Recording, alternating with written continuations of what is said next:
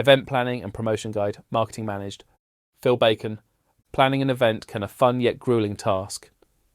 Check out our article below to see what you should also be considering, if you haven't already. Things to consider when planning your event. Great. So you've decided to plan an event. There are 4 things you'll need to take into account. Venue, date, type of attendees, pricing. Venue. The venue is a big factor of any event. You'll need to consider the size of the venue, location, the number of attendees. The venue isn't so much of an issue if you have decided to hold an online event, but you'll still need to factor in a platform that can hold the number of attendees that are attending your event. Some venues require that you have insurance and issue a temporary event notice.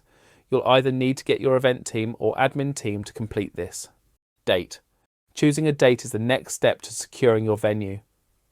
A lot of event planners often forget to check for clashing public holidays or clashes with similar events. You'll also need to consider things like the time of day. This will help you factor things like setting up for the event. Day of the week. This will greatly depend on what type of event you are thinking of hosting and the type of attendees you are catering to. Type of attendees. When we talk of types of attendees, it's whether you're having exhibitors, guest speakers, or simply people attending your event. You'll need to factor in separate communication for exhibitors/guests to standard attendees. Exhibitors and guests may need to know all the general detail, including ideas about accommodation, etc. Whilst on the day, guests will need to be brief about emergency exits and what to do if something goes wrong. Standard guests will need to know the location, date, parking options, accessibility options, where to collect their tickets and extra. Pricing. If your event is free, happy days. However, if it is a paid event, then you'll need to factor in the costs of your event to try and gain a profit. You'll need to consider the price of the ticket and whether people will commit based on what they think the experience will be like. Another factor that might sway people to purchase a ticket is free gifts upon entry. Then you have the other problem of price points. Do you just have a standard ticket, or do you have various levels that may include VIP tickets? Where and how to promote your event. Ticketing platforms.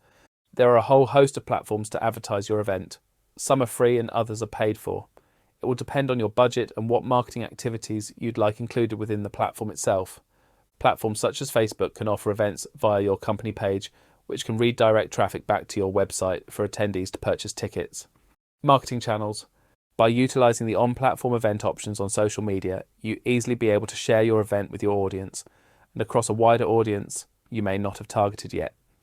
Email marketing is a great way of getting across event information to your audience, and they have that readily available for events that are in the future. Your audience will also be readily available when you come to promote merchandise, products, or services during and after the event. For a cost-effective way of generating brand awareness, you can utilise paid ads to target untapped audiences too. Simply create your ad and advertise within the space you have budgeted for. Google ads are a good option, as it's mostly text-based, but retargeting ads can be used if people have shown interest in your event in the past or have been to a previous event. OOH advertising. If your budget allows, out of home. Advertising is a great opportunity to boost brand awareness and generate conversions. A lot of thought is required to make sure the advert is on brand, has messaging that targets your audience, and is positioned correctly. Execution of your event. If you have done all your planning well in advance, you can sit back and relax, with final preparations making sure all your goods have arrived, all the literature is printed with no typos, and issuing last communications to exhibitors and attendees. During this quiet period, you'll want to check with the venue if they have received all the legal documentation and to help with any last-minute marketing activities. As you inch closer to the date, any campaigns may be finishing, so interpreting the data can start now, especially if you have a few events close together. The afterthought of your event.